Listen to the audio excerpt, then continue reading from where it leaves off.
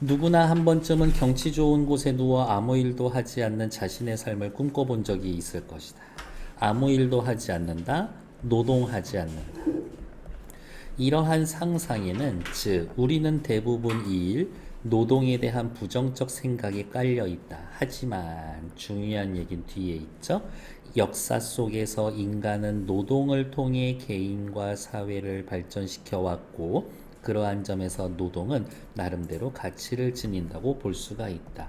가치를 지니고 있는 이 노동, 철학자들은 이러한 인간의 노동을 어떠한 철학적 의미를 부여했을까 살펴봤더니 대충 냄새가 나네. 두 번째 단락은 로크가 바라본 노동, 세 번째 단락은 헤겔이 바라본 노동, 네 번째 단락에서는 마르크스가 바라본 노동. 이런 거지. 각각의 철학자들은 어떠한 생각을 했는가라고 확인하시면 됩니다. 위로 올라오셔서 이제 또 봅시다. 로크는 노동을 소유의 권리와 관련하여 설명했다. 소유의 권리. 무슨 말일까? 노동해야 소유할 권리가 생긴다. 신이 인류의 생존을 위해 인간에게 자연을 공유물로 주면서 동시에 인간이 신의 목적대로 자연을 이용할 수 있도록 이성도 주었다고 주장을 했다. 그런데 신이 인간에게 공유물로 주지 않은 유일한 것이 신체이기 때문에 공유물로 주지 않은 것이 유일한 게 신체이기 때문에 이 내 몸뚱아리는 누구 거야? 내 거야. 우리 앞에 있는 저 사과나무 누구 거야? 우리 거야. 저 강에 흘러가서 살고 있는 물고기 누구 거야? 우리 거야. 하지만 내 몸만 내 거야. 각자의 신체에 대해서는 배타적 권리를 가진다고 본다. 내 거. 이렇게 신체가 한 개인의 소유라면 그렇지. 신체의 활동인 노동 역시 개인의 소유가 되고 그 노동을 통해서 얻은 것도 소유물이 돼. 그리하여 인간이 공유 상태인 어떤 사물에 노동을 부여한다. 공유물의 배타적 소유권을 첨가하게 되는 거다. 따라서 모든 개인은 노동을 통해 소유권의 주체가 될 수 있다. 다만 로크는 모든 노동이 공유물에 대한 소유의 근거가 되는 건 아니라고 보았다. 예를 들면 우리 있는데 사과만 먹어. 온통 다 사과밭이야. 사과 누구 거야? 우리 거야. 하지만 힘들여서 내가 가서 따오면 내가 따온 내 손에 있는 이건 누구 거야? 내 거야. 배타적인 내 몸으로 행한 노동을 통해서 얻어낸 거니까. 근데 내가 엄청 욕심쟁이야. 사과를 내가 먹지도 못할 수준만큼 다 따와. 니들 먹을 거 하나도 안 남겨놓고. 그건 좀 안 될 것 같은데.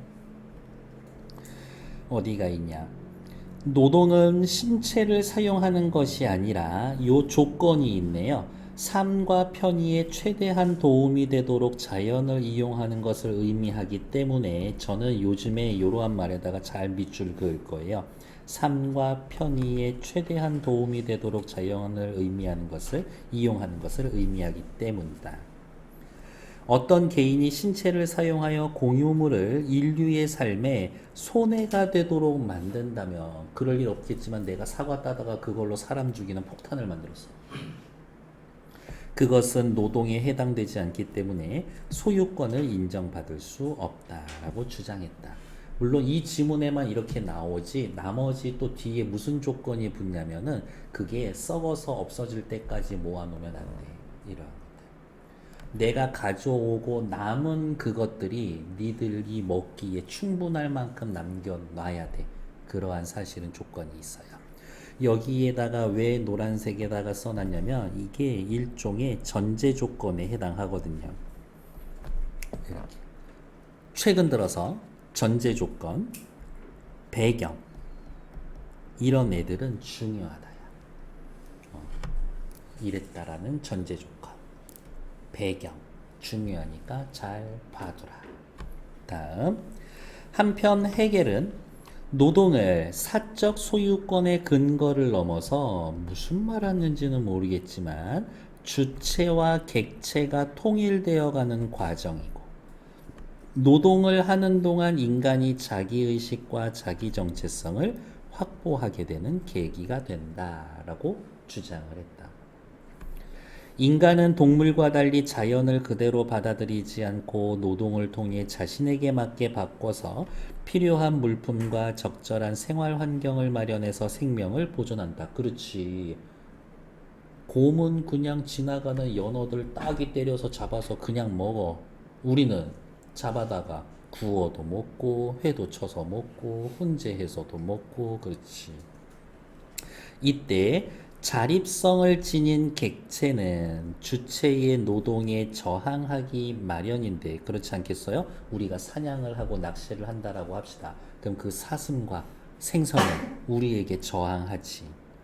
객체의 자립성은 인간의 노동에 의해 일정하게 제거되고 약화돼서 주체에 알맞게 변화합니다. 그 사슴과 연어는 우리에게 의해서 알맞게 변해. 한편 주체는 노동 과정에서 객체에 내재된 질서나 법칙을 일정 정도 받아들이면서 자신의 욕구나 목적을 객체 속에서 실현하게 되는 겁니다. 사슴에 대해 생각도 해보고 연어에 대해서 생각해보고 그런다는 거지. 그 결과 객체는 주인의 주체의 노동으로 사라지는 거나 파괴되는 게 아니라, 빨간색 밑줄이네. 객체는 주체의 노동으로 사라지거나 파괴되는 게 아니라 인간과 무관한 것에서 인간을 위한 노동산물로 변화하는 것이다. 이 구절이 뭐냐? 영어로 따지면 not A but B 구문에 해당되는 겁니다. 얘네들은 눈에 띌 때마다 빨간색 밑줄 그어놓고 주체의 노동으로 사라지는 것아 파괴되는 게 아니라 요만큼에다가 괄호, 이렇게. 그냥 나중에 눈에 띄란 얘기예요. 보기에 한 번은 이 말 나오게 되어 있으니까. 이렇게 하여 주체는 객체 안으로 들어가고 객체는 주체의 고유한 형식을 받아들이게 됩니다. 헤겔은 이처럼 정리해 주겠다라는 거죠. 노동을 통해서 주체가 자신을 객체 속에 나타내게 하는 것을 자기 대상화라고 했다. 노동을 통해서 자기 자신을 드러내는 거야. 결국 주체와 객체는 서로 분리 고립되어 있다가 노동을 통해 노동산물 속에서 통일되어 가며 주체는 그 속에서 실현된 자기 대상화의 정도만큼 자기의식을 확보하게 된다는 거다. 노동을 통해서 내 손에 뭔가 결과물을 얻는 만큼 내가 어떤 사람인지를 알게 되는 거래. 그런데 헤겔은 노동산물이 주체의 소유지만 여전히 주체와 분리되어 있고 주체를 완전히 표현하지도 못하기 때문에 너네 둘이 하나가 된다라고 했지만 노동을 통한 주객 통일에는 한계가 있다라고 지적을 했다. 노동을 통한 주체와 객체의 한계가 있다. 이에 비해서 이에다가 밑줄 그어져 있다면 요 문장 찾아오시면 됩니다. 그래서 얘네들 자꾸 훈련하셔야 해요. 마르크스는 헤겔의 노동관을 수용하면서 헤겔의 노동관 주체와 객체가 통일되어 간다 라는 걸 수용하면서도 노동 자체가 한계를 지닌다라는 주장에는 동의하지 않았다. 그러면 마르크스는 이야기합니다. 뭐라고? 노동에는 땡땡 한계가 존재하지 않는다. 한계가 없어. 이렇게 이야기했대. 마르크스는 인간은 노동을 통해 외부 대상인 자연을 가공해서 자신의 욕구와 자기 실현에 맞게 알맞은 인간화된 자연을 만든다고 보았다. 이렇게 할까요? 마르크스가 이야기합니다. 인간은 자연을 인간화된 자연으로 만든다. 무엇을 통해서? 노동을 통해서. 결국 그에게 노동은 객체의 인간적 형식을 부여하기 위해서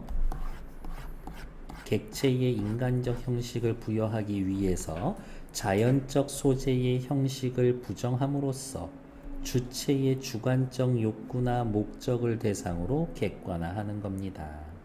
그리하여 가공된 대상, 내 손에 쥐어져 있는 이 물건들, 주체의 형식이 부여되고 주체의 욕구나 목적은 물질화돼서 구체적 노동 산물이 됩니다. 내 손에 있는 이 사과와 사슴 고기는 나의 욕구와 목적이 물질화된 거야. 여기 내 손에 있는 사과와 사슴 고기에는 나의 욕구와 의지가 담겨져 있다. 그 결과 인간은 노동을 통해 만들어낸 노동 산물에서 자신의 능력을 확인하고 노동의 결과물에서 자신의 능력을 확인하고 자기의식과 정체성을 확보하게 된다. 내가 한 일이 나다야. 내가 만든 그 물건이 나다. 더 나아가 자신의 능력을 더욱 개발하여 자연의 구속으로부터 벗어나 자유를 획득하면서 자아를 실현하게 되는 거다. 노동을 통해서. 이러한 관점에서 그는 노동이 가장 현실적인 주객 통일의 방법, 인간의 자아 과정이라고 자아 실현 과정이라고 주장했다. 헤겔과 달리. 노동을 통한 주객 통일의 한계가 있기는 있어. 근데 노동을 하는 나 때문에 생기는 한계가 아니라 한계가 사회적 구조의 한계에서 비롯된다고 분석을 했지. 그러니까 노동을 통해 온전한 자아 실현을 하려면 사회 구조를 변혁해야 한다고 역설했다. 됐을까요? 로크는 인간에게 이성을 부여한 신의 의도를 무엇라고 생각했습니까? 옆에 쭉 나와 있죠? 뭐라고 나와 있어요? 로크가 이야기합니다. 어디가 있냐? 로크가 이야기를 합니다. 신에게 자연문을 공유물로 주면서 신의 목적대로 자연을 이용할 수 있게 하기 위해서. 1번 있지. 2번 헤겔은 인간이 동물과 달리 자연을 자신에게 바꾸는 목적이 무엇이라고 했습니까? 헤겔이 이야기합니다. 인간은 바꿔서 이야기합니다. 그래서 무엇 하려고? 생명을 보존하려고. 그러니까 2번 있지. 3번 헤겔은 인간이 노동을 통해 자신을 객체 속에 나타내어서 얻게 되는 결과가 무엇이라고 했습니까? 객체 속에 나타나게 해서 어디가 있냐? 객체 속에 나타나게 되어 있어서 일단 걔네들은 인간과 무관한 것에서 인간의 노동 산물로 변화하고 요래요래 되면서 자기 대상화를 하는 겁니다. 3번 있지. 다음 4번 마르크스는 노동을 인간이 자아를 실현하는 과정이 될 수 있다라고 했었는데 그 이유는 뭡니까?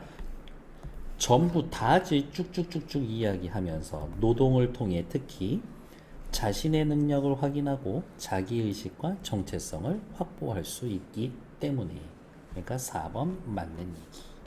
5번은 답이 없으니까 어떻게 설명드릴 수가 없죠. 그래서 정답은 5번. 다음 기억과 니은에 대한 이해로 적절한 것은 기억은 소유인데요. 누가 이야기한 소유? 로크가 이야기한 소유. 니은도 소유인데요. 누가 이야기한? 헤겔이 이야기한 소유. 로크만 봅시다. 인간을 신으로부터 자유롭게 한다? 아니요. 신이 준 건데.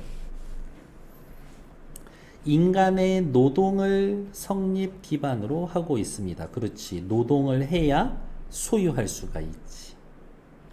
이타심의 실현? 내 걸로 만드는 건데 거기에 이타심이 있어? 없지. 인간과 자연의 합의를 강화한다. 자연과 하나 되기 위해서 노동한다? 아니지. 공유물의 존재에 의해서 보장되는 반면 공유물이 있어야 노동하고 소유할 수 있지. 그러면 얘는 또 맞는 얘기지. 다음 헤겔이 말한 소유를 통해서 주체와 객체의 합일 한계는 있지만 모두 인간의 노동을 기반으로 하고 있다. 정답. 역시 헤겔도 노동해야 소유할 수 있다라고 얘기했지. 다음 5번. 주객 통일의 완성에 의해 보장된다. 아니요. 헤겔은 주객 통일이 불가능하다라고 그랬어. 그러니까 5번 탈락. 정답은 2번. 주객 통일 완성 불가능이라고 이야기했습니다. 거기까지 해놓으면 되지. 다음 페이지. 마르크스 입장에서 요 A씨 봅시다.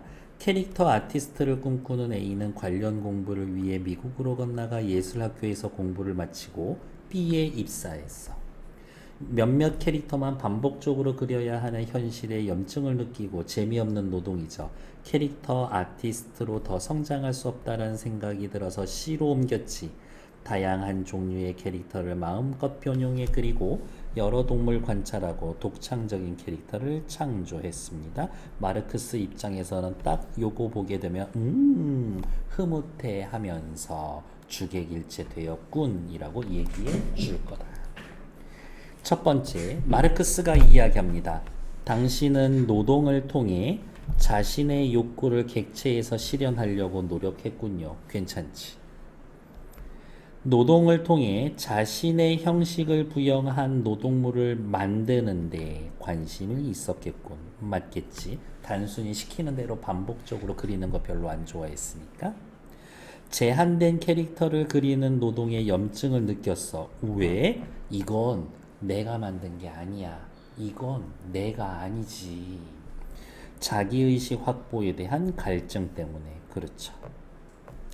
직장을 옮긴 것은 노동을 통해 자신의 재능을 개발하고 그를 통해 자유를 확장하는 계기로 삼는 거다. 맞죠? 5번은 어디가 틀렸을까? 예술학교에서의 공부한 기간은 외부 대상인 자연의 형식에 맞게 자신의 목적을 객관화시켜 내 목적을 자연, 주변에 맞춰. 아니지. 노동이라는 것 자체가 자연을 나한테 맞추는 건데 그러니까 5번 틀린 얘기. 다음 40번. 제레미 리프킨은 사람 이름이죠. 첨단 과학 기술이 생산 수단에 접목되는 상황으로 인해서 노동의 종말을 예언했습니다. 노동의 종말이 긍정적으로는 여가의 삶의 증대, 부정적으로는 대량 실업으로 인한 정체성의 실현을 초래할 수 있다고. 나쁘지 않은데 앞에 이야기했었던 아저씨들 노동을 하지 않으면 내가 누군지 알 수 없는 상황이 오게 될 거니까. 그래서 대량 실업의 피해자들을 위해 사회적 경제 부분의 일자리 공유 전략을 가동해야 한다라고 주장했다. 일이 없어진 사람들을 위해서 일자리를 사회가 만들어 줘야 한다. 이를 통해 그들이 삶의 이유를 찾고 사회 구성원으로서의 자신의 가치를 입증할 기회를 제공해야 한다는 것이다. 1번. 윗글과 보기 모두 노동이 인간의 정신보다 신체에 아니요 정신에 오히려 더 큰 영향을 미치는 거지. 윗글과 보기 모두 인간이 자신을 긍정적으로 인식하게 하는데 노동이 기여한다. 정답. 노동의 윗글과 노동의 한계는 노동의 종말로 인해 나타나는 것이다. 노동이 종말, 사람들이 더 이상 일을 안 해도 괜찮아. 그때 노동의 한계가 나타난다고? 아니요. 노동의 한계가 나타나는 게 아니라 노동의 종말로 문제가 생기는 거지. 게다가 윗글에서는 노동의 종말에 대해서 이야기하지 않았습니다. 윗글의 노동의 기능은 오케이. 보기의 노동의 기능과 대립한다. 노동을 통해 자기 자신을 찾아간다가 윗글이죠. 보기에도 어떻게 해? 여기 있는데 삶의 이유를 찾고 자신의 가치를 입증합니다. 그런 거니까 굳이 대립된다라고 볼 수가 없죠. 5번. 윗글은 보기와 달리 사회 변화가 노동에 미칠 수 있는 영향을 언급하고 있군. 그런 얘기 하지는 않았죠. 이렇게. 마르크스 같은 경우에는 사회 구조가 인간에게 영향을 미쳐 주객 합의를 방해할 수는 있다 라고까지는 얘기해도 사회가 변화해서 그러면 노동이 어떻게 변할 겁니다 라고 윗글에선 얘기하지 않았지. 틀린 건 2번, 맞는 건 2번. 다음, 문맥상 A, B, C, D 바꿔쓰기에 적절하지 않은 것은 정답은 1번. 왜냐? A 어디 있어요? 어떤 개인이 신체를 사용하여 공유물을 인류의 삶에 손해가 되도록 만들면 그건 노동이 아니다. 손해는 노동이 아니다. 이 뜻이지. 공유물에 첨가한 노동이 아니므로 아니야. 손해는 노동이 아니기 때문에 이렇게 바꿔야 되겠죠. 틀린 건 1번. 됐을까? 일단 정지.